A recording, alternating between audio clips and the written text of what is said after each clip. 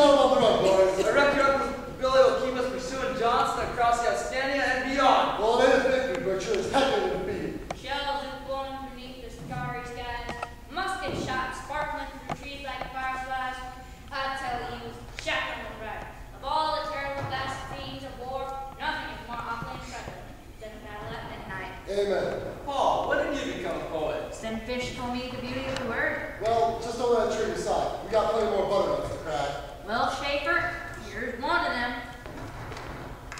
It certainly ain't the last of them. You were just a kid. He was a soldier. You were just a kid. I shot a kid. You don't know that you shot him. I don't know that I didn't.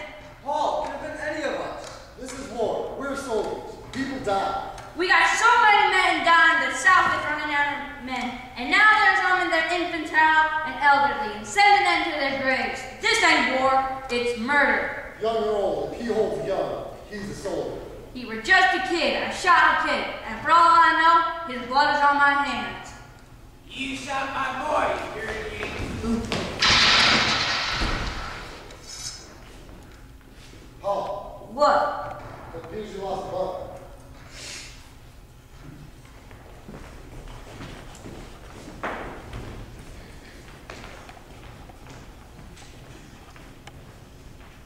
Joe, what is it? What is it, Joe? I killed a kid. Joe, sometimes infants just don't make it. It weren't anything that... No, a kid. A little boy. I killed a kid. You what? In battle, back in Resaca. Oh, Joe, you were just a kid yourself. It's sieged me ever since. The things I've done. The terrible things I've done in the name of liberty. Joe, it was war. Atrocities happen in war. The enemy does atrocities. The enemy. I ain't supposed to do atrocities. I don't want to do atrocities. I'm sure you was just following orders. Nobody ordered me to shoot a kid. Did you knowingly aim your musket at the boy? No. Did you see him fall the second after you shot? Well, no. Then how do you know it were you who killed him? I don't know that I didn't. Joseph, 1,000 men in your regiment. The odds that your bullet hit that target are slim.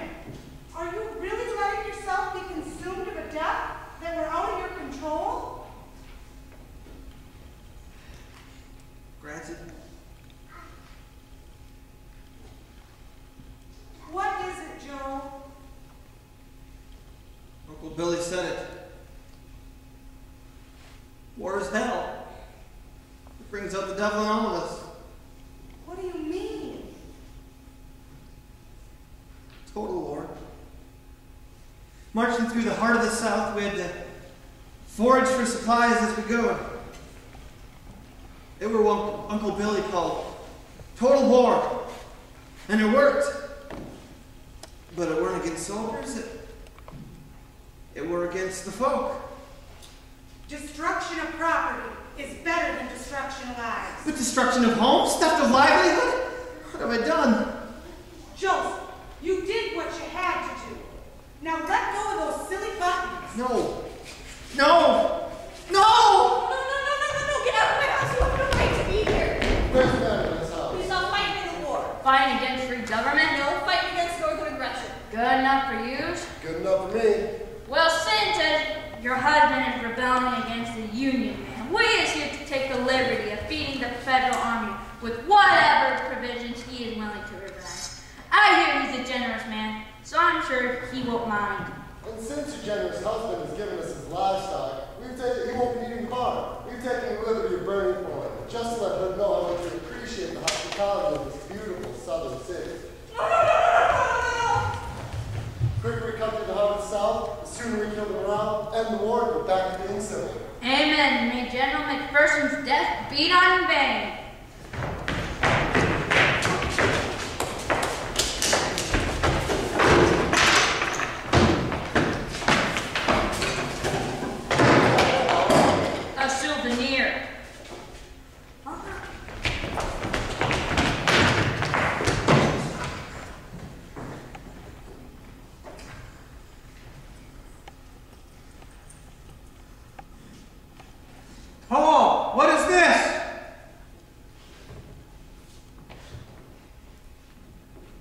I'm sorry, John. I don't know what come over me. I'm worried about you, Hall. You've been getting worse. Have a cigar from Schaefer's. Schaefer's? Me and him was in the same regiment, you know? Same company, even. 12th Indiana. That explains why a certain Delphi elder was visiting Schaefer's barbershop.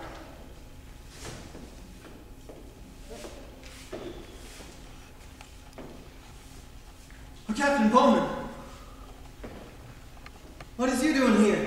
Looking after a comrade, right? Well, sir, it's good to see you, sir. It's good to see you, Paul. I always enjoy checking in with my past students from time to time. But, sir, I didn't never go to your school, sir. I should hope not. But just because you didn't attend school in Delphi doesn't mean you weren't a student. I'd like to think I taught a thing or two to the men of Company D. Yes, sir, you did, sir. You know, we regularly pay respect to those who died fighting for freedom.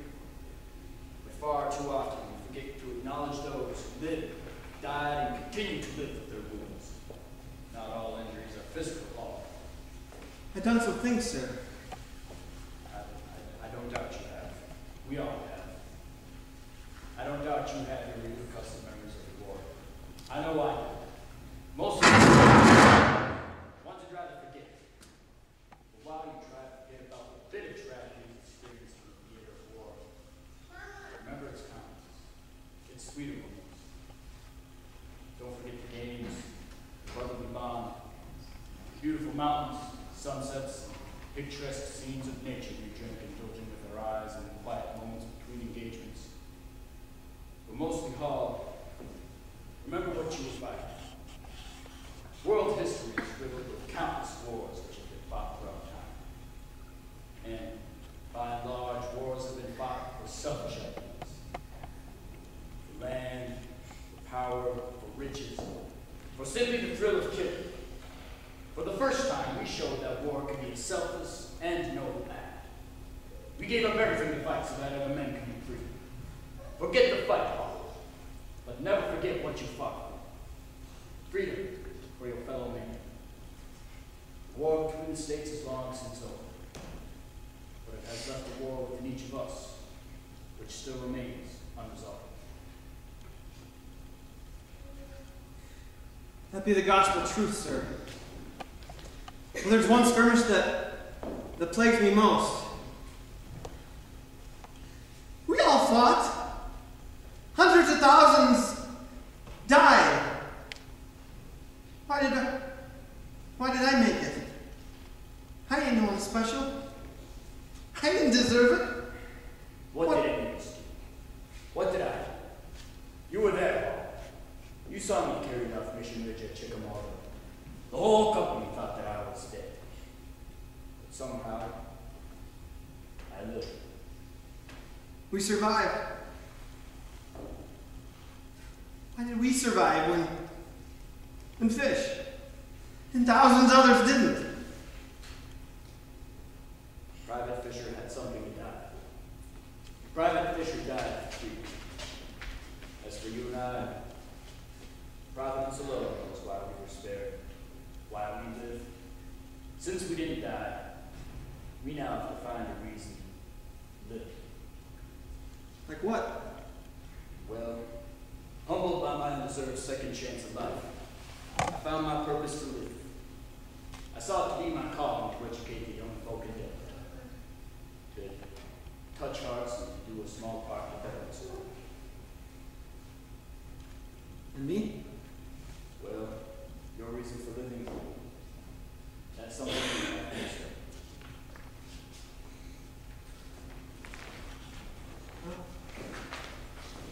I think I might have an idea. War makes a better world. But if it results in a better world and freedom prevails, then the sweet rewards will follow. I just hope you can find what you need to help calm that atmosphere. When in doubt, turn to dancing. I expect it to be more than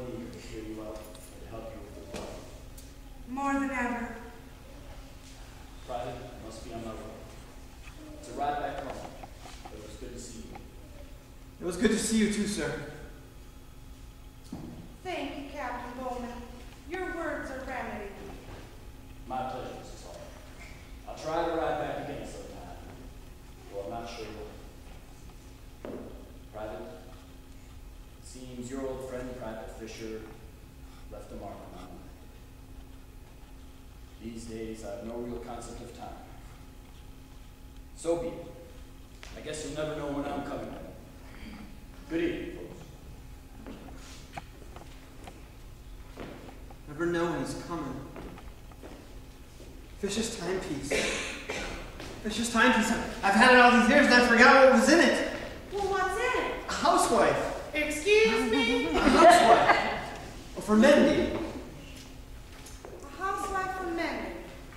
We are good at that, aren't we? A needle, a thread, and a button. All packed tightly in the back of Fish's turnip. I've had it all these years and I didn't even know it. Well, look at that. It even matches. Well, what's the saying? Time mends what reason cannot. I feel it goes, a woman mends what a man destroys. I think it's a man reasons, a woman cannot. Oh, shush! It's time heals all wounds. Now let's just leave it at that. Well, that's how it goes, Nancy, but we know that an untreated wound only festers and worsens with time. There's a simple remedy for that, dear. Tell us. Why, a proper dose of Parker's tonic to rejuvenate your blood and restore your strength. Oh, John, I'm glad you've come around to see the value of your medicine. Yes, why, if you can swing, swallow, and stomach that oil in contrast to all the ailments, injuries, and illnesses in the world, well, seem to be painless. Ah, stop it, John, honestly. Enough of that. How's that old vest looking? Well, better than new. Can you imagine that? I had the button all these years and I didn't even know it.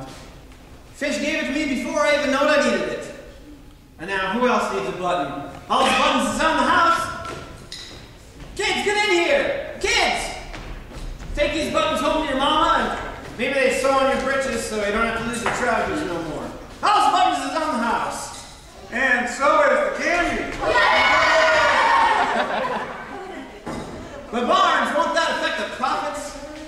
Well, benevolence is good for business. Oh, darling, I am impressed. I have one of those. Well, you look at that. The old hardtack surrounding himself with smiling kids and giving away candy. Who would have thought?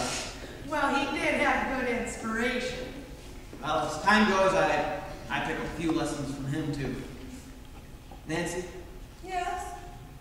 thank you. For what? Well, for closure. And thank you, Fish.